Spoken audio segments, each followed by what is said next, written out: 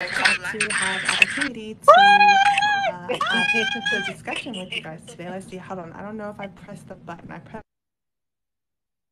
goes to discuss some cool things. Hello, happy Sunday, happy Crown Chakra Day. Sunday. Can you How hear are me? you? Yes, I can hear you. Can you hear me I'm okay? good.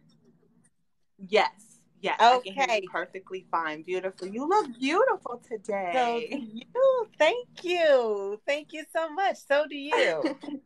All right. So just a little bit of information background. I have to share this with you. I once sat in on one of your lives and I realized during that live, you are the queen of affirmations when I heard you say this. There was somebody who you said something to the effect of someone said to you, you were being a bit difficult.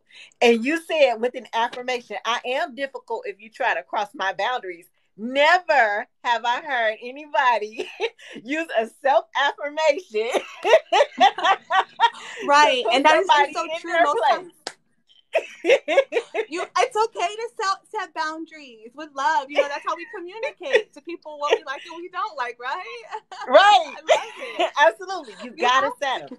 You gotta set them. But it was creative when you used your affirmation. I am if you try. I so am.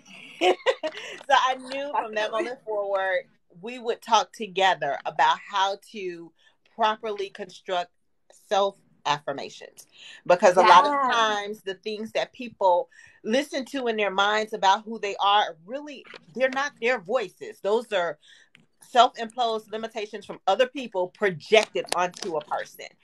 And since you are the affirmation queen, we'll talk together about how to properly construct them, how our words create our worlds, and why it's important to do this every single day. Yes. And I apologize if you hear any paper in the background. You actually gave me some really good topics to discuss, and I wanted to write some things down because I'm one of those people where I don't like to give information that is theory. I like to give it like based Uh-huh. off of the knowledge that I've actually obtained and not just, oh, this is just my idea. No. Somebody told me this. So I did take some time to write some notes down.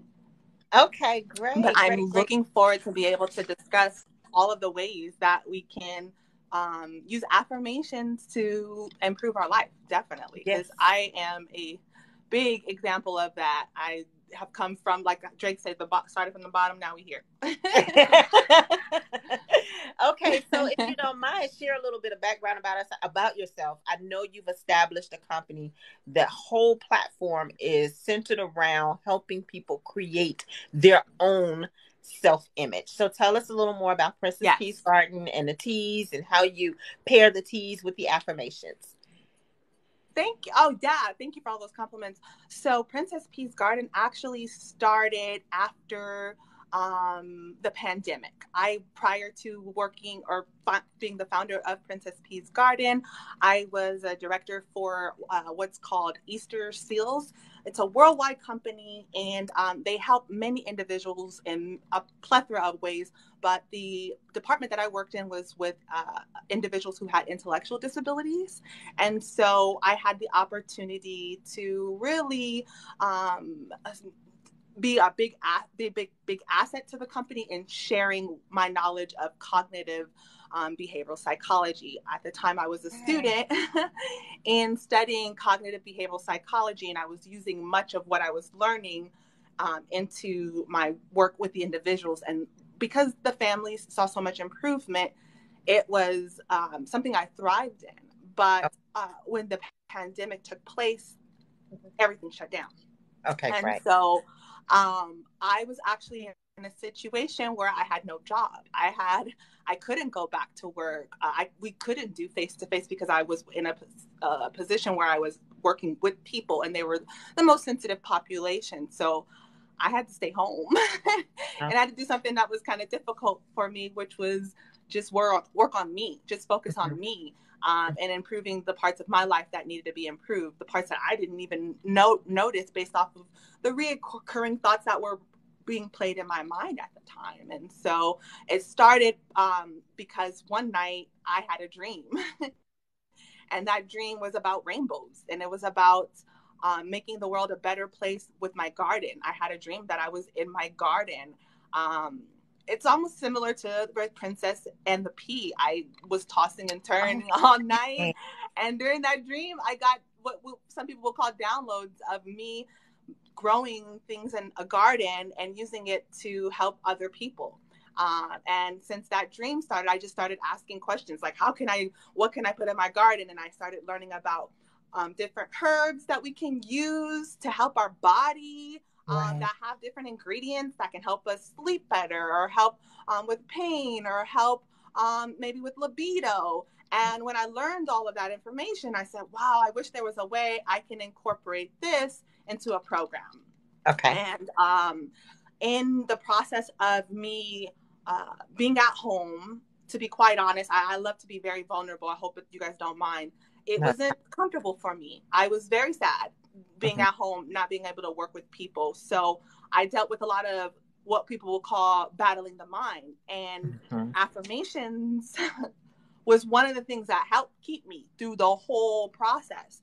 And so as I was growing my garden, because my garden came first, and feeling like I was being defeated by things dying and plants burning because I live in Las Vegas, the affirmations is what kept me, and I kept growing things based off of the affirmations I was telling myself. And I said, wow, if I could make some combination together, I could really heal myself. And I did. So the program became a self-help program for myself. And in doing so, it allowed me to build Princess Pea's Garden. And I got with my brothers and we did the logo. We drew the logo together. I started the website. I started learning about chakras and energy and photosynthesis and how plants give us energy and just the different connections. I started absorbing just so much information from all different places, not just in one location. I started learning about quantum physics. I started reading about ancient history, ancient beliefs, just the whole topic about belief, Gnostic texts. And I was brought back every time to Sanskrit belief in the chakras. And that is kind of where Princess Pea's Garden got its foundation, to help people balance the garden of their mind, body, and soul. Wow, that is an amazing experience. And thank you for taking your talent and sharing it with other people. Because one of the things that I encounter in the business that I do, I'm a public speaking coach.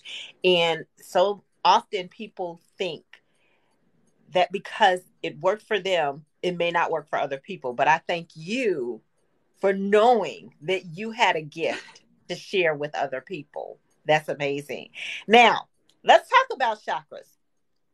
I was really excited to learn today that from you that today, Sundays, right? Every single Sunday is Crown Chakra Day, right? Yes. Tell me a little more about that. So, energy never dies. Chakra means energy in Sanskrit. And so because it never dies, it just gets transferred. Each day we have a different energy. They call it mood swings, but we're just following the energy of the world around us, and we find balance through affirming what we already know. So today being Crown Chakra Day, it allows us to take in the energies that are associated with the crown, which is the sun. The sun shines down on us and makes us feel loved and comfortable, and also provides us with the energy we need to grow. And so today being the crown chakra, the head, violet rays, is one of the strongest colors in the color spectrum. And so Sunday is a day that most people relax. Some people go to church. Some people stay home. Most people don't work, but some people do. And that is so that way we can take in the energy of the sun, recharge, and get those downloads that we need to begin to balance throughout the rest of the week.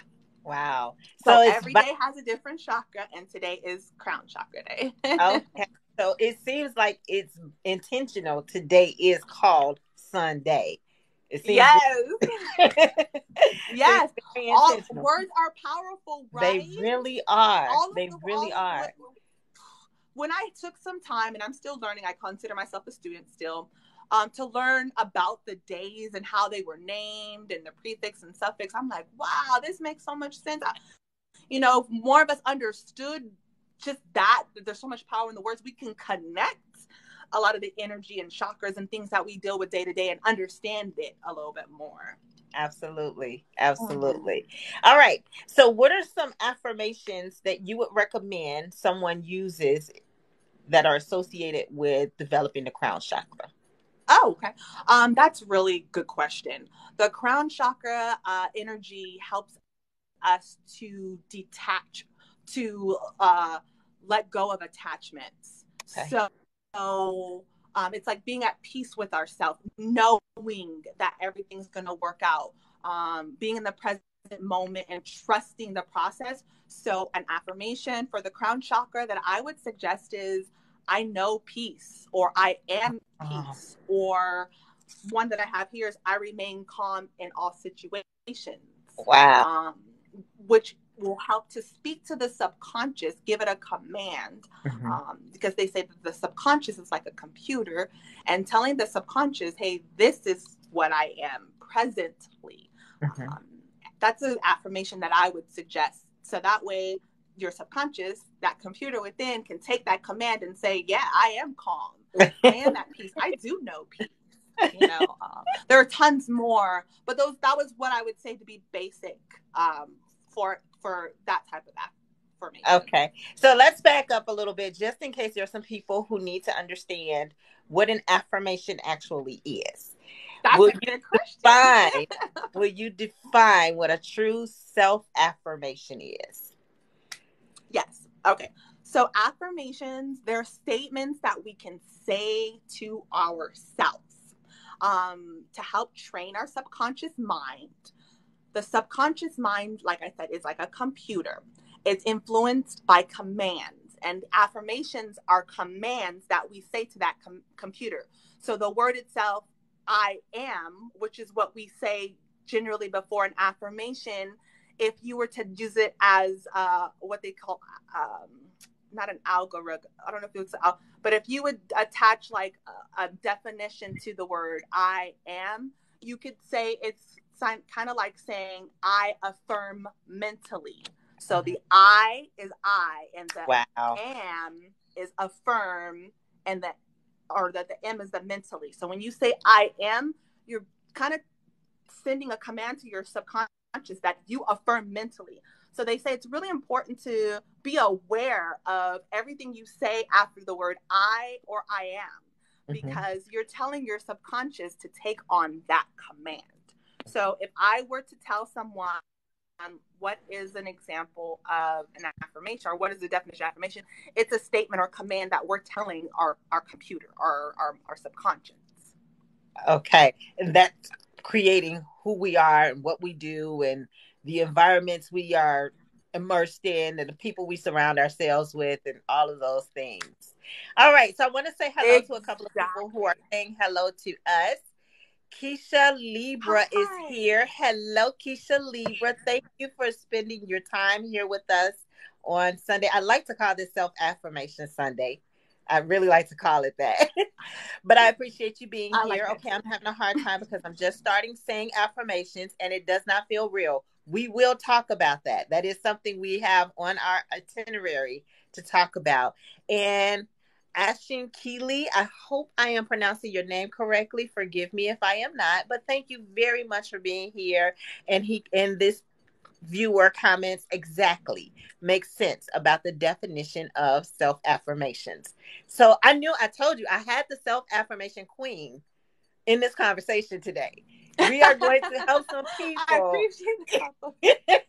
We are going to help some people it's develop so funny that their you say own that. I do appreciate the compliment, though. So yeah, that's our goal. It's funny that you say that because I posted in I don't mean to cut you off, on my Facebook account, because I do have a social media platform on all Facebook, TikTok, Telegram, if you're interested in more. Okay. But I said to someone on Facebook that we often get put in situations so we can teach other people.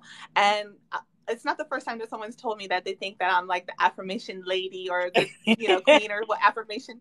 I get it, because that's kind of, but it's because that's what I went through. I went through, it's not visible now, what somebody might consider a mental breakdown. And I built myself back up with affirmations. And so I'm sharing it, and other people think I'm the queen of it, but I'm just showing what was painful to me at one point that I turned into beautifulness. So, Okay. So with that said, since you've been through it, let's yes. help Keisha Libra out. Okay, How let's do do it. we create affirmations that are believable for ourselves? Okay. Because that's commonly a barrier. Okay. Yeah. Yeah. There are many ways to create affirmations that are believable. I would say it's all based off of one's subconscious or one's conscious mind. We can see the results from affirmations when we believe in them. So what I would suggest is the first thing to do is to make sure you believe in them, to make sure your subconscious believes in them. When we create affirmations that we believe in, the subconscious will agree, and it will not believe the suggestions that it receives from the ego. I'm going to back up a little bit. When I use words subconscious and ego, I'm talking about our inner world. We have an inner world and we have an outer world. Our outer world is what we see around us, our friends, our family, but it is actually created by our inner world, and our inner world is influenced. This actually makes me remember the movie The Matrix. That's one of my favorite movies. And my takeaway from it is that our mind is always being influenced by something or someone. And the outside world, we can usually see what's influencing us, but the inside world, it's sometimes difficult to see. Right. The subconscious has been playing recordings that it picked up from the outside world since birth. And the outside world isn't always perceived as pretty. So that helps us to understand that the subconscious mind is controlled by suggestions. So we should give it believable suggestions because it's got influences from the ego, the conscious mind, and the superconscious. So when we say affirmations that are believable, the subconscious mind will often influence the ego to be quiet or not be as loud, because the ego, it wants to protect us, and it often sometimes influences fear. The ego will say, watch out for that. Don't do this. Oh, you're not good enough. Or sometimes it'll say things that we think is good to us, but it's actually not, like, you're prettier than her. What? Why does that come in my head for right now? She's jealous of you, those type of things. And it's fear to protect you, because maybe there's something from the subconscious mind that was recorded that it's remembering to try to protect you. So when we say affirmations that are believable, we can reprogram the subconscious mind, and it'll say to the ego, I don't believe that because I already know. So what I would say is be more conscious of your surrounding. When we're more conscious of our surrounding, we can be more aware of what we have and be more grateful for what we have. And the affirmations that we create can come, and we can hear it more clearly. I mentioned that we have an ego and a conscious and a super conscious. Well, when we quiet our mind and we make believable affirmations, or even if we don't get to that affirmation part where we're not making the affirmations, we just trusting in the process, we can hear the thoughts and the influences from our superconscious, which is always going to tell you positive things, or it's going to suggest positive things and agree with you in a way that's going to be beneficial for you. So when we are able to listen to that superconscious, we're able to receive affirmations that are conducive to our beliefs. Okay. And when we receive those affirmations that are conducive to our beliefs, the subconscious will accept everything in our conscious mind that is conducive to those beliefs. Okay. For instance, if we believe that the world is a negative place, that it's horrible, that it is going down in the flames and everything's too expensive, the government doesn't care about us, we're going to see, the subconscious is going to show us, it's going to record and play back situations that relate to that, that confirm that the world is a horrible place, that the government doesn't, and we're going to create that in our reality. So if we quiet our mind, and I know we'll probably have an opportunity to talk about this later with meditation or just words that are affirming to us, we can hear this what we need to hear about ourselves and make these affirmations personal to ourselves. So that's why believing in them is important, and that is why you can make affirmations believable based off of your consciousness, because it's based off of what you believe. I can tell you all day that you are rich, that you are abundant, but if you had a childhood that doesn't resemble that and your subconscious is replaying something that doesn't agree with that, you can sit here and listen to me and be like, I believe, I know it. But then when we get off this phone and you go home, your subconscious is going to replay what it already remembers from childhood. So making believable affirmations, I know this is long-winded, but the question is so complex that it's not like a one answer, is possible based off of your beliefs. So it's important before making affirmations that are believable, it's tapping into what you believe. Okay, so it sounds like I hear three themes. Number one, your environment is going to have a significant impact on what you understand reality to be. That's number one. Number two, they are suggestions. And suggestions mean you don't have to take them at face value.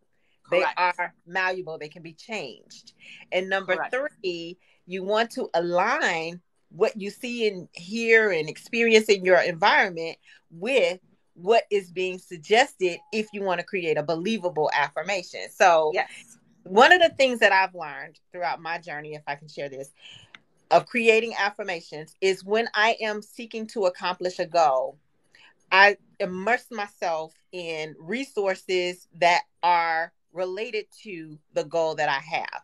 For example, when I wanted to earn a PhD, inside, everything was telling me this is too hard. This is going to take a lot of time. It's going to be a waste of your resources. But in order to combat that, I put on my mirror a statement, I have a PhD. And I would surround myself with people, even if it was on YouTube, I would watch them and listen to them talk about their experiences. And one person flat out said, do not take into account anything that anyone says negative. Do not do it. When they start talking, tune out about this journey. So are those appropriate steps to take when creating? Those are very appropriate steps to take. You can tune out, so that way your subconscious doesn't take it at the suggestion and make it something that it believes. Or you can provide your belief in a respectful way. And I've done it myself, where a friend and I were having a conversation and she provided her perspective on something and I didn't believe in that. And I acknowledged her belief. I said, that's very interesting that you have that perspective. However, from my experience, what I've witnessed, and then I went on to that, I didn't just say it for her. I said it for me as well, because remember, the subconscious is always listening. So I reassured my subconscious of the belief that I believe in. So that way it can record it and build the strength on that, and not taking the information or energy projected from the other person's ideologies or beliefs. So I think that is a perfect example. Yes, you can tune it out if you can possibly, like, especially if it's a stranger or someone that you don't associate with often. You're like, I don't believe in that. But sometimes if it's somebody like your mom or your brother or someone who will just keep pushing you to listen to their beliefs or their negative comments, you can interject with your belief. And oftentimes when you do, especially if your belief is positive, they won't want to continue with the negative. Misery loves company. Right. So when we give it no company, it goes away. Okay. So deflecting. All right. So Keisha is a Libra. Pardon me. Nice. A specific question. Hi, Keisha. I'm a Libra rising. Hey. So Keisha Libra asks the specific question about Believable positive self-affirmations. Okay, I want to make more money. What should I say? First, Keisha, I will say this to you. Know that you are entitled. Okay? It's your birthright. You came here to be prosperous. Know that. Know that about yourself. Yeah. But I will let the affirmation queen help you in constructing an No, affirmation. that was perfect. It is your birthright. No, that was perfect. What you said was perfect. The first thing I would say is know that you can. Know that it's your birthright. Know that it is something that is attainable to you. Goes back into believing. Yes. The reason why I said making affirmations believable is based on a case by case is because for me, when I wanted to figure out how to help with belief about finances, because that's part of the root chakra, and I wanted to bring more money into my life, I had to understand what my belief was about money. So that's why I mentioned before writing any affirmations, kind of go within, find out. So Keisha, what I would say is, what are your beliefs about money? Do you believe that you can have a certain amount of money? What is the amount of money that you can believe that you can have? And if it goes past that limit, why do you believe you can't have it? Then tap back into your childhood. What was money like for you as a kid? What did parents tell you? Did they tell you money doesn't grow on trees, or we don't have enough money for that, so we're going to have to wait? Or did you have to have hand-me-downs from brothers and sisters? That can all play a part on your belief system and make you feel like you're just not worth it. So tap into those things, Keisha. Once you realize, okay, hey, maybe my belief about money wasn't so healthy, then you can say, let me do the opposite of what that belief is. So you believe that hand-me-downs is something that you're supposed to get, and maybe you still taking your cousin's hand-me-downs. Every time they come over, they give you some clothes and you just take it because that's just something you do. You can say something like, I only accept high quality clothes.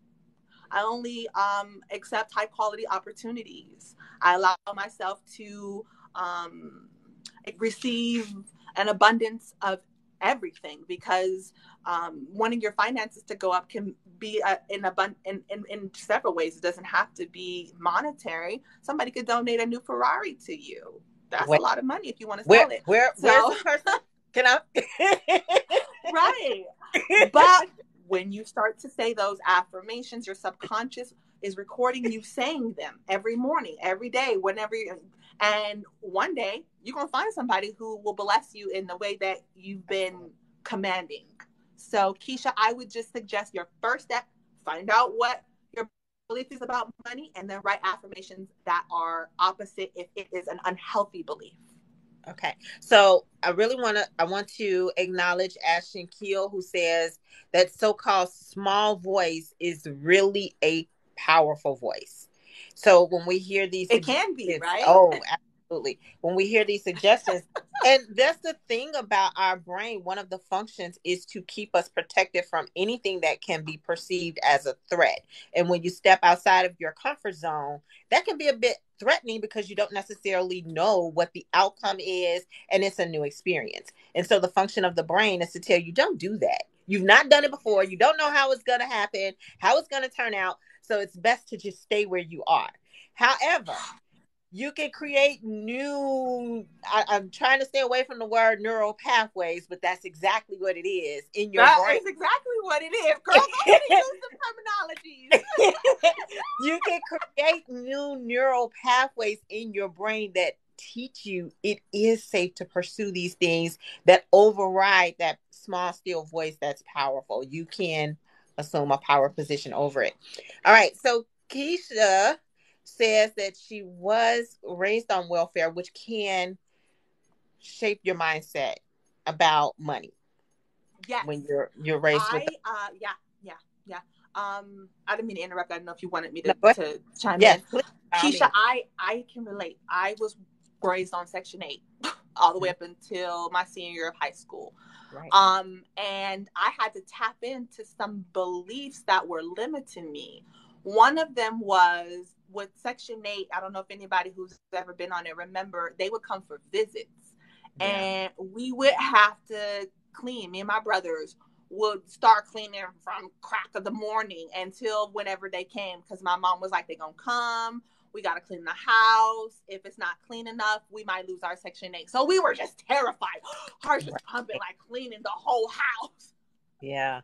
And I recognize to this day, before somebody comes over, I'm just like, my whole family, and I had to realize, why am I doing that? Because I felt like they would have a certain belief about me, and it would make them think I was either dirty or cheap or broke. But another thing it led me to realize is that my understanding about money, or my belief about money, is fearful. Because sometimes when I'll think about getting money or getting handouts or gifts, I'll get fearful. Section 8 was kind of like a handout for us. It was not, my mom wasn't working, it was cheap, and so the opportunities that were opening up to me that I was preventing myself from being blessed in because of past triggers or neural pathways that I did not reprogram, that were like imprisoning me to a certain belief and keeping me bound from receiving, if that makes sense.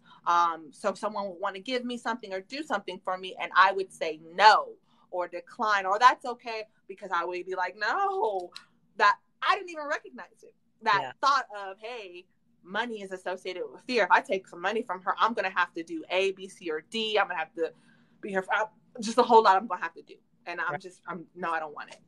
And I was preventing myself from being blessed. And once I recognized, going back and recognizing my belief behind money, I was able to say, no. Money is not hard. Money comes to me easily. Money flows to me easily. I accept what people want to give me. I'm open to the ways that the universe wants to bless me. I'm open to the ways that people want to support me. And that helped create new neural pathways. So now I don't have that fear associated with money. And now I'm not attracting fear towards my finances. Yeah, that was really, really amazing. Like, we don't realize how, when we're raised in situations like that, it creates a fear. There's always this fear of loss, this fear of not being good enough, or not having what other people have that makes them qualified to get what we desire. So, Keisha, if you leave with nothing else, know you are worth it. Leave with that. You are worth it. Yeah. Now, you brought up very worth it. Absolutely. You brought up a very interesting point. You said when we use our words, it helps us our reality. How do words create our world? Oh, that's a good question. So I believe, it's my theory, but I'm pretty sure many people have heard that the eyes are the window to the soul. Yes. And what we see and what we speak is what we create. So I believe that words create our world because we're projecting our words and our desires onto the screen of the reality that we live each day, if that makes sense. Yes. I think people online would agree, because Ashton Keeley says, would you agree that affirmations lead to manifestations, which is what we're actually talking about right now? Yes, I do. Okay. I do believe that 100%. I wouldn't say that it's much like the affirmation, like, oh, it's just the word, because I know a lot of people will say, well, affirmations alone don't just, it's the belief in the affirmation. Like, that's why I gave an example of what the word I affirm mentally, because affirming mentally is agreeing to the words attached to what's said. So, yes, I would agree that words, affirmations manifest, especially if you believe in them. Yes, absolutely. Absolutely. That's the main key, is to believe, because I've said affirmations that I didn't believe in and they held no weight. I've said affirmations that I didn't believe in because I didn't understand them, but I had to take the time to understand them, and then they could become believable to my subconscious, and my subconscious could go to work to help me manifest them. Mm-hmm. So for instance, creating Princess Peace Garden was an affirmation at one point. I told Wow. my husband that I wanted to make tea and I wanted to help the world with their mind with words. Mhm. And I kept telling him and kept telling him. And one day, I started drawing and I drew the pea pod for the logo that I wanted to have. And I started drawing the princesses and their different features for each tea. And my subconscious helped me start learning about different affirmations that would associate with different chakras and what was needed because each chakra has a different energy. And then my subconscious was encouraging me to learn more about plants and how certain plants can produce certain energy that we're looking for, which can help produce a manifestation feeling. So I wholeheartedly believe that words are manifestation, because I wouldn't be here talking to this beautiful woman if it wasn't. Why are you reading my mind? Because I was just thinking, I believed in my heart that we could have this co-live together. It was an affirmation. I am going to have a co-live one day. And here it is. Here it is. So the thing Yeah, about yeah, yeah. words is they carry a kind of what we know as a vibration, right? They have an energy. And when you believe them, they have a stronger vibration. When you say words that you don't necessarily believe, that vibration is very weak and it's not going to go far. Okay. So that's kind of what helps that affirmation to have the steam that it needs to bring into the reality the things that you desire. Okay. So Yes. earlier, Ashen said, the feeling, something about the feeling. Feelings are key. They really are. If you are, Yes. that's Yes. like telling somebody I love you, but it's empty and void. They're just words that have no Yes. value. But when you truly love somebody, you can Right. And feel people it. can feel that too, right? You Yes. can feel it when someone is being fake. Yes. Absolutely. It's the exact same concept with your affirmations. When Yep. you feel it, you know Yep. when you feel it. And there isn't a soul alive Yeah. that can change your mind about what you're feeling in relation to what you're saying that will eventually, since you feel it Exactly. and you're saying it, it will happen. It absolutely will happen. Yes. Yes. They say feelings don't lie. Yeah, that's A true. chick-a-lay. That's true. A Shinkale. Thank you so much for correcting me. Thank you so much. A Shinkale is Is that teaching me how somebody's to name? pronounce. That's a beautiful name. Yes, it is. I appreciate you helping me. Thank you so much. But you were absolutely correct about Oh, that. that's awesome. That feeling. That's key. That's 100% key. All right. Yes. Yes. The feelings don't lie. So since we're talking about the feeling state, let's talk about meditation and how it can help us get into that feeling state. What is the Okay. process for actually using meditation to help reaffirm those affirmations we make? Okay. The process can be different for each person. Okay. I've learned that meditation is just quieting the mind more so to receive instruction from your higher self. Mm-hmm. So, when I used to work at 9 to 5, I would go find a quiet place in the bathroom and meditate for like 5 minutes. Meditation could be a 60-second, 17-second process to hours. I heard some monks can meditate for a really long time, but the process is just finding a quiet place. I actually learned 2 weeks ago that when we meditate, we actually want to meditate away from people. So that way we're not picking up energy from their aura field, Wow. because our aura radiates 6 feet away from us. That's why during the pandemic, they kept telling everybody to stay 6 feet away from each other. Our aura radiates 6 feet away from us. So it's good to meditate in a place that is free from people 6 feet away. I know not all of us have the ability to be that, in a different house, but if you can be like 6 feet away from someone, and get to a quiet place and try to calm your mind. Now, I know for some people, for me, it was very difficult when I first started meditating to calm my mind because a lot of thoughts wanted to come through. Did I remember to put the clothes in the dryer? You know, what time does my TV show come on? You know, just crazy thoughts just come through, and it's really can be difficult to stay focused on just stillness. What I've heard that helps and what has worked for me is focusing on darkness at first, just nothing, just clearing your mind and it just being total black, blank, nothing there. And as long as you can, just try to focus on darkness. And when your mind gets interrupted with thoughts, it's okay. Just tell them, hey, not right now.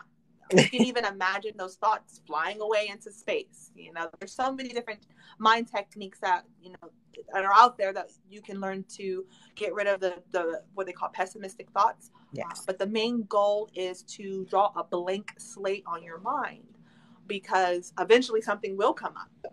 But you'll know when it's a pessimistic thought opposed to when it's something that you need to be guided into. And that's where you're allowing your mind to be guided by meditation. But some people have meditations where I think what you're saying, where you go somewhere, where you visually put yourself in a location. Is that what you're saying? Correct? Like you're going somewhere meditative wise? Yes. Okay. And that's a beautiful option as well. I do that very often. I actually did some inner child healing meditation work that way. And it was very successful. Oh my goodness. It made me cry so much. Wow. To give you an example, or just a really quick story. Some people have heard about this during my lives, but I share about my root chakra and my sacral chakra being one of the lowest chakras that I started working with because as an infant, I was molested. I was by a 14-year-old, 15-year-old boy in a childcare, but I was like 2, 3. So I don't really remember much of it because I was too little, but my subconscious does. So about a year ago, memory of my subconscious started bringing it back. Mind you, I was watching shows that were centered around some of that topic. So I believe that's when my subconscious brought it back. And in that process, it was very shaking for me to remember certain situations that happened to me as such a young child, and just my subconscious flashing these things that I went to a specialist. I always suggest seeing a specialist. I went to a therapist, and I also went into a spiritual specialist and a Reiki specialist because I needed some deep healing work. But during the process, I learned how to use meditation to do inner child work, which is to imagine yourself in your most favorite place as a child, wherever that is. For me, it was like anywhere. It could be movie related, like, you know, someplace that you were when you were a child, you enjoyed imagining, or maybe it could be a place that you actually went to when you were a kid. Maybe it was a garden or a theme park, whatever it was, and go back there and meet your child there and love them and talk to them, embrace them, give them all that they need. For me, it was The Never-Ending Story. I loved that movie. And so I took my childlike self back to the Empress in the, what is it called? The little castle that they had the princess in. And I'm laughing because it's just so funny. The process that I did. And you have to go through all of these steps. Like, it sounds so detailed, but it actually works. And I sat with my inner child and I said, it's okay. What's wrong? Tell me what the pain is. And you just let your inner child tell you, and you'll be shocked during that meditation what your inner child bring forth to you. But your job is to just love them, embrace them, let them know that you're there, that you're safe, that situation is no longer taking place, and that you've created this beautiful space for them now that they can stay. And if there's anything else that they need to discuss, you're there. But in the meantime, you're reassuring your inner child. It's a beautiful opportunity. If anybody's listening and wants to try it, you just take yourself back to your most favorite place and then you give yourself all the love. I guarantee you will be weeping tears when it's over, because you're going to create all of the memories that you need to remember to heal. And it's just going to flood. You're like, oh my gosh, yes, I remember that. I'm going to let that go. I'm going to let that go. Yes. Ashinka says, healing that trauma. How wonderful. Yes. Yes. Yes. You definitely deserve healing. And earlier, Keisha I'm sorry. Libra. I didn't mean to cut you off, but I did want to tell the people who are on my live. I do see you guys commenting. Thank you for being here. Thank you for being here. And I'll give you a shout out a little later. And let's please, by all means, let's include them in the conversation because Okay. we're all learning from Well, each other. I do have Joy Payne. She said, "This is a beautiful live, sisters. Are you open for question?" Yes. Please drop your questions in the comment section. Absolutely. Please, any questions you have, we're excited to give you support. That's what we're here for today. Keisha Libra commented also, Proverbs 18:20, life and death are in the power of the tongue. So definitely be mindful of what you say after that I am. It is always interesting to me how people are so willing to say, I am sick, I am angry, I am whatever. And it's Whatever. Or I hate that believable. person. I don't like this. Like, you're like, Yes. whoa, calm down, chill. And you can feel that energy. You can feel Yes. that heat coming from Yes. those statements. But then when I try to encourage them to say beautiful things about themselves, it's difficult for them to, Yes. embrace them. Yes. However, like Keisha Libra said, the power of the tongue. You got to be mindful of the things that we say. All right. Yes. Very mindful. And I also wanted to thank you guys. Thank you, Keisha, for saying that. That's really awesome. For the likes. And thank you guys for sharing the live. It helps the algorithm. So that way, if anyone needs to hear this message, they can hear it. So every time you share it, it does put it back up on the For You page so that this message can be heard by who needs to hear it. Yes, thank you very much. And again, I have to say thank you for your time. I am of the firm belief that time is one of the most valuable assets we have because Yes. it's one, when we spend it, we never, ever, ever get it back. We can get more money. We can, get more friends. We can but time, once it's spent, it's gone. So thank you so much for spending your valuable time with No us here problem. today. Thank you very much. My pleasure. It's a pleasure. All right. So I'm going to yield the floor to you and you share anything that you believe that we need to further understand about how words create our world, affirmations, how frequently we should make positive self-affirmations, and definitely tell us about the various teas that you have that helps us with our chakras. Okay. Yes. Thank you. I really appreciate the opportunity to be able to speak to you all today. All of the questions that you asked were beautiful questions, and I enjoyed answering them because I was like, yeah, this is beautiful to express how it helped for me. So thank you to give me that platform. I feel like every day we should be saying affirmations or as consistent as possible. We didn't get our mindset overnight. We had to play the same things over and over and over and over and over and over. So we're not going to have the mindset that we want. We're not going to have the life that we want unless we are consistent with it. Right. So I believe as much as we possibly can. I do love the idea that you gave about posting affirmations on your mirror so that way you can see them in your cerebral cortex every time you walk by, so that way it's visible to you. I believe that words are powerful, but I also believe that the eyes are. So times when we're not able to speak, we can look at the affirmations. I also believe that when we are consistent, we are sending a message. I think I mentioned this earlier, to our subconscious. So if it is recording that consistency, it will then record and suggest consistency to us, especially during the times when we don't feel like it, or when that energy, like we mentioned, there's always energy changing. When that energy isn't supporting our goals and desires, sometimes that subconscious can reach in and say, hey, remember, you're consistent. You did this every day. It automatically happens. One other thing I like to express about affirmations and consistency is it takes 90 days to program your subconscious.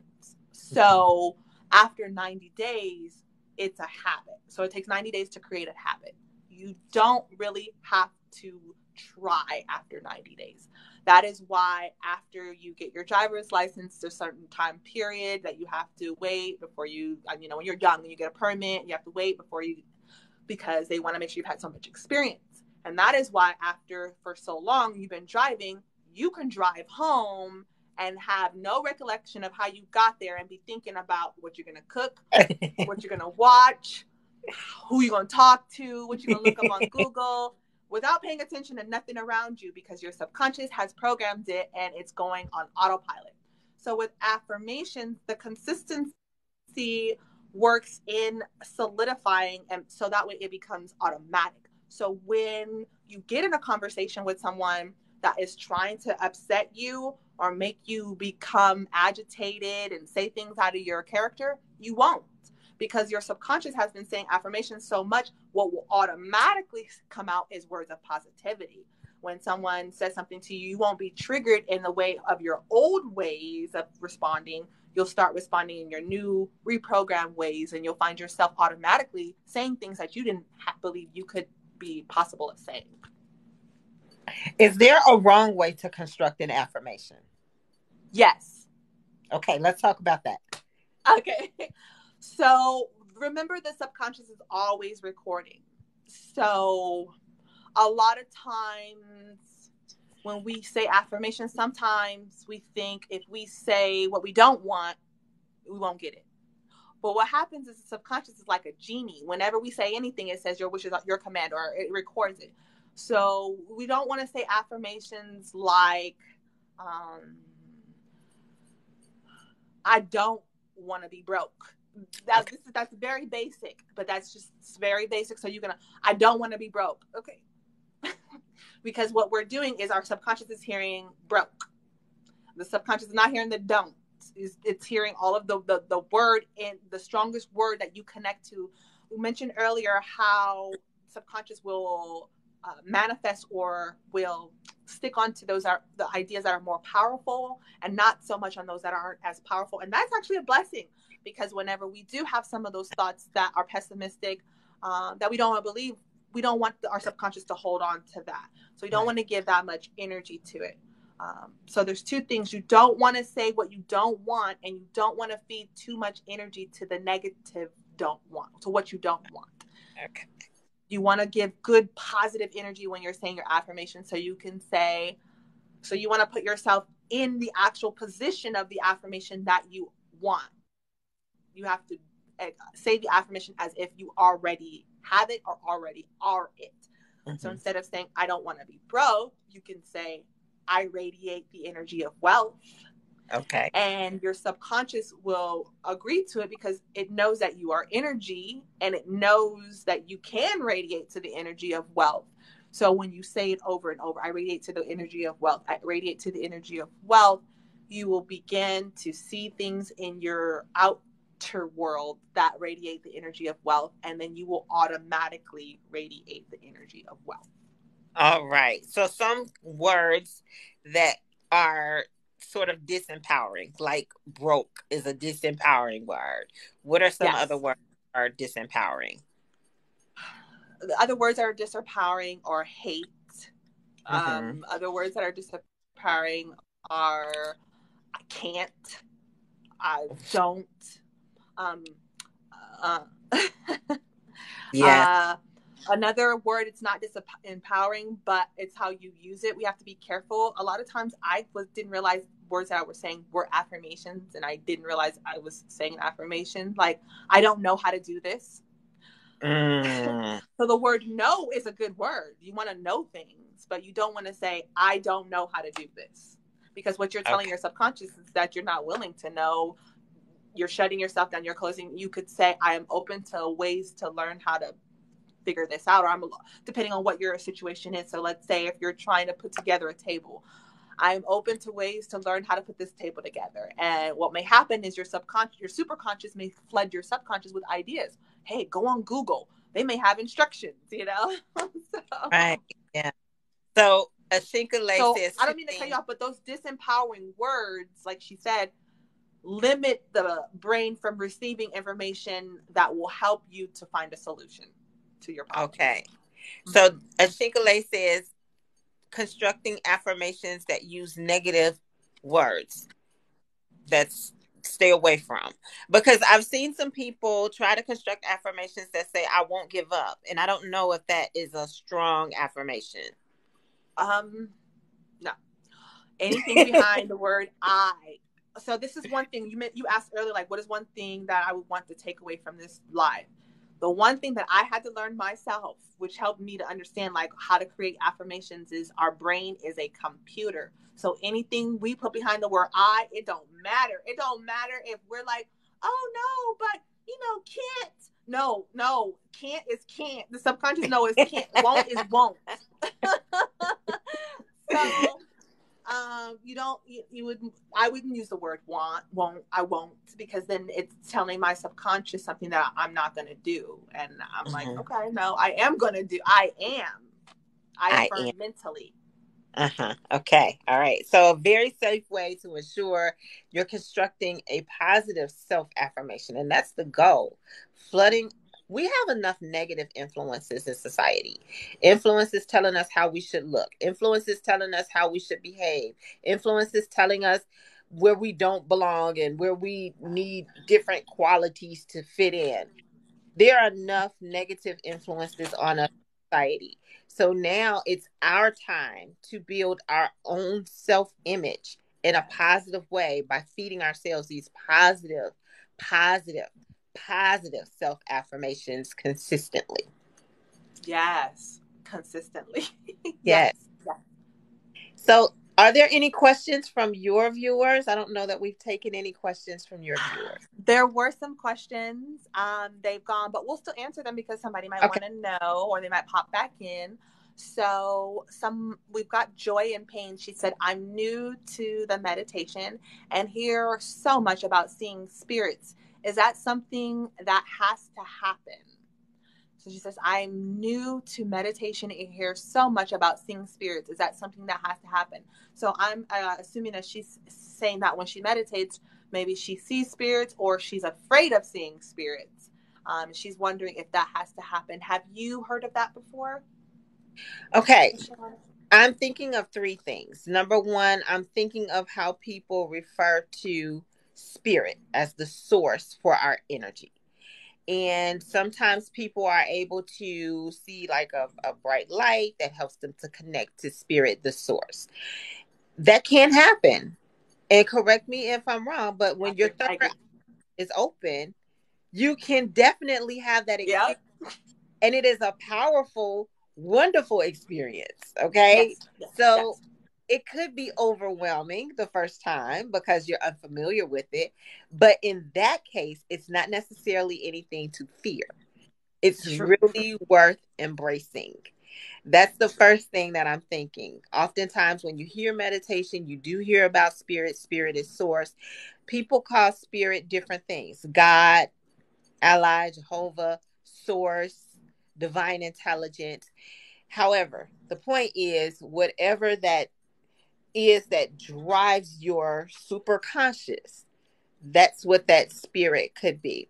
The other thing I'm hearing is probably some influences from negative energy Mm-hmm. that could be associated with the spirit of negative energy.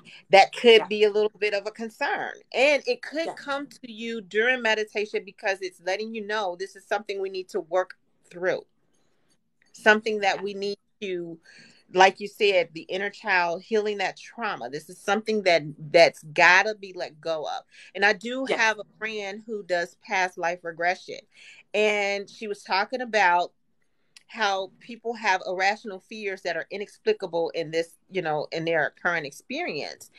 And I said, yeah, like public speaking. And I was just joking because I'm a public speaking coach. And she said, no, seriously. Imagine you had an ancestor who witnessed somebody speaking up and being beaten for speaking up. And that image stuck with them and they passed down that fear from one generation to another. That's how I understood past life regressions and stopped being afraid of it, because that's exactly what could have happened. So True. that's another way that we True. could be referring to, True. The third Yes. way is somebody, like I have a great aunt. She was very strong, a great great aunt. I had the blessing of knowing her when I was growing up. Oh my goodness, this lady was a strong lady, like moral strength, guidance, all of that. I would say I got from her because, of course, my parents too, but the lessons she taught me about life. And I often feel her presence, which could be a spirit guiding me, you know. So those are the three things that I'm hearing that could Yeah. be associated with those spirits in meditation. The thing is to be aware, be very aware of what kinds of sensations you're experiencing in your body to help you determine if that's something that is a warning or if it's a guide or if it's something that's enlightening. True. I agree. I agree 100. All of them, definitely. No, I agree with you 100%, and especially how you said it could be something trying to tell you what to look into because Yes. like it could be something, it could be a belief that you hold that is fearful and is drawing in uh, what might be considered negative spirits or just maybe negative ideas. And so Yeah. during meditation, they come in and they form themselves in your mind as negative spirits, but they're basically maybe a belief behind something that happened at childhood. Mm-hmm. I can agree with that 100%, especially from my background. My grandmother actually studied Wicca when I was growing up as a kid, and she would practice with bones and Ouija boards in the middle of the kitchen when I was like 12. And I would just walk by and she would be doing her little seances. And I remember she would tell us scary stories, and it just, the whole idea about spirituality was just scary to me. Mm-hmm. So, you mentioning opening your third eye, when I went to understanding the third eye in my 20s, I got a little fearful behind it. Anytime I would try to even meditate or just, think about trying to tap into my third eye, negative thoughts would come in, and I thought I would see ghosts or spirits or hear things. And it could have been, like you said, it could have been, or it could have just been my belief behind spirituality creating false reality in my mind during the meditation. So, again, that would be my suggestion if someone is meditating and seeing spirits or negative entities. Tap in to see if you're letting in the doorway of your crown chakra and your third eye chakra some energy that might not be positive, might not be healthy. What are you watching on TV? What are you eating? What are the conversations that you're having with friends? What kind of friends do you have? And that may all play a part into your experience during meditation, because the mind is going to play whatever is usually being recorded. So that would be my suggestion. And then, like she said, tap into some inner child wounds that might be coming to the surface that we need to take into consideration. Okay. And All thank you for right. joining, Kaz. Yes. Thank you for joining. Are there any other questions on your end that we did not get a chance to address?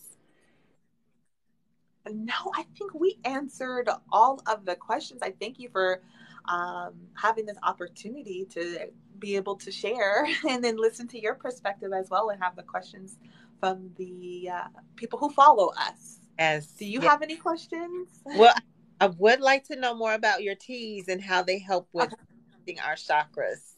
I tell Okay. you, one of the favorite videos that I saw you do, it was hilarious to me, was the one where there were two colleagues in an office, and one colleague said, "My computer went down on me," and the response from the other colleague was, "Really? What button did you push?" Right. That was That's an really example of an overactive sacral chakra. Yes, yes. because sometimes it is like that. We have friends, no matter what you say, they can make it over sexual. You're like, what? Where did that come So from? yeah, I do. I love creating videos based off of what I've learned. I love trying to find a creative way to help people understand the energy or the situations we have. So yes, I created 7 different blends to help anyone balance their energy or their chakras. And chakras is a Sanskrit Eastern word that it means energy. We're always carrying energy throughout us. So I created 7 to help with the 7 emotions that they say we go through: fear, guilt, shame, feeling unloved, feeling like we can't be truthful, like we have to lie to survive, living with illusions, believing that are having attachments, like feeling like we have to attach ourselves to certain things in order to be important when we could just be ourselves. So I created 7 blends based off of those energies. There's 7 different ones to help with a different mindset. So if you're struggling with the belief of feeling like afraid, like you can't bring in money, or your security is not where it needs to be, that's dealing with the root chakra. And I've created affirmations for that specific chakra. So if anyone's watching and would like to know more about chakras, I've created a website, Princess Pea's Garden, to learn all about chakras and to take a self-discovery quiz. It's a 50-question quiz to find out which of your chakras may need some work. And once you're done with the quiz, it'll suggest the tea for you.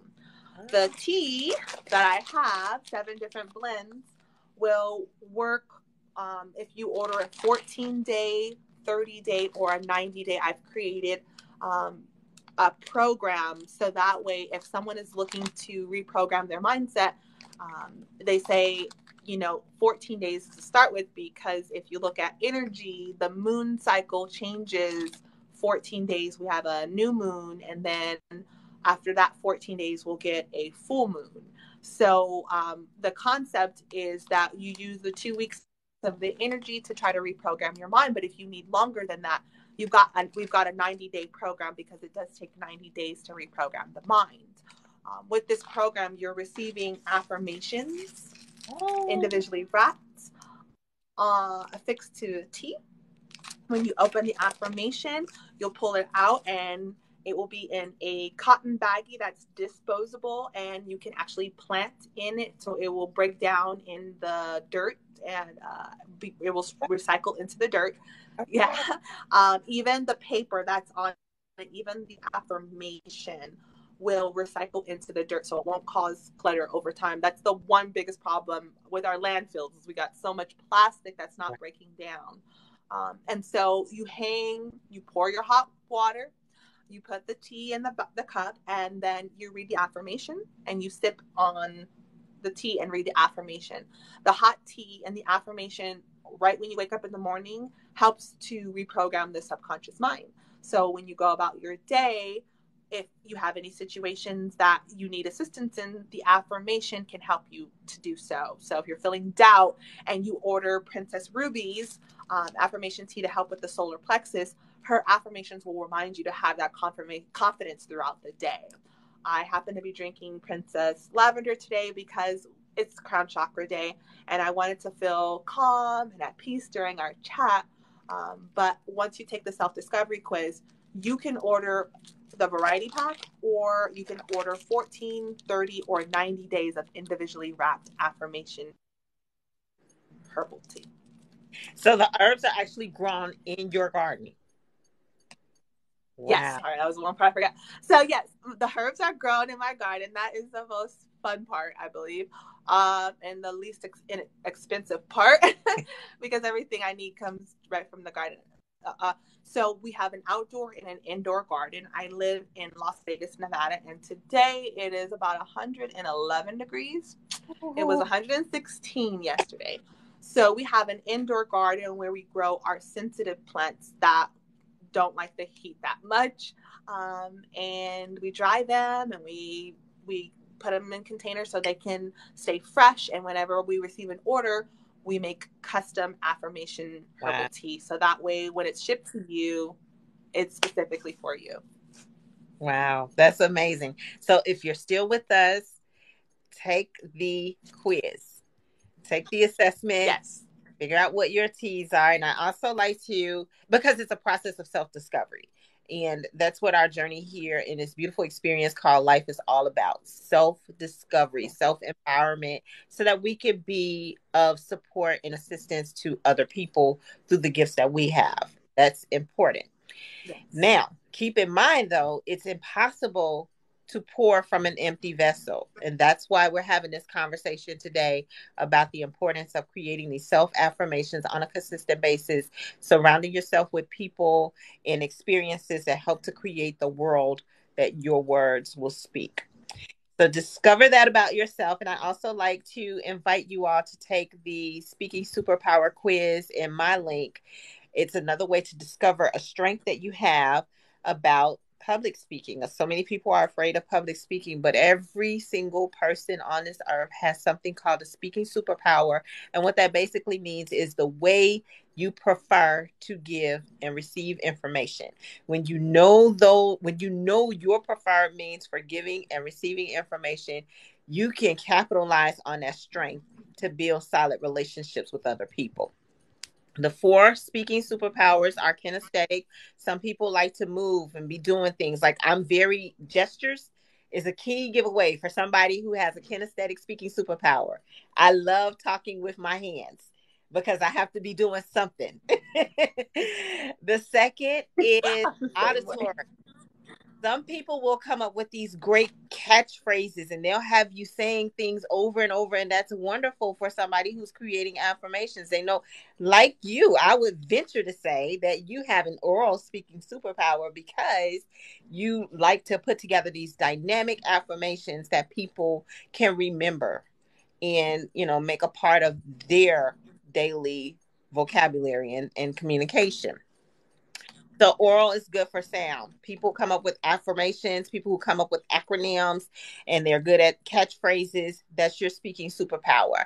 The third is logic. Have you ever met somebody who can take a lot of complex information and make it sound so easy? That person has a logic speaking superpower. And that is truly a gift because if you give me too many details, I'm lost. I'm like, all right, figure it out. But some people really have that talent where they can take complex information and share it so that it makes sense and it's easy and it's simple. And then the 4th speaking superpower is aesthetic. When you have somebody who's really good at creating beautiful pictures, or if you're talking to them and they say, show me a picture, that's the key that they probably have an aesthetic, their visual speaking superpower. So I invite you, if you're still here with us, to take both of the quizzes. It's a matter of self-discovery. Self-discovery is empowering, and we can create worlds that we prefer to live in. We can create our realities through our words. All right. That's all I have. Would you like to add anything more?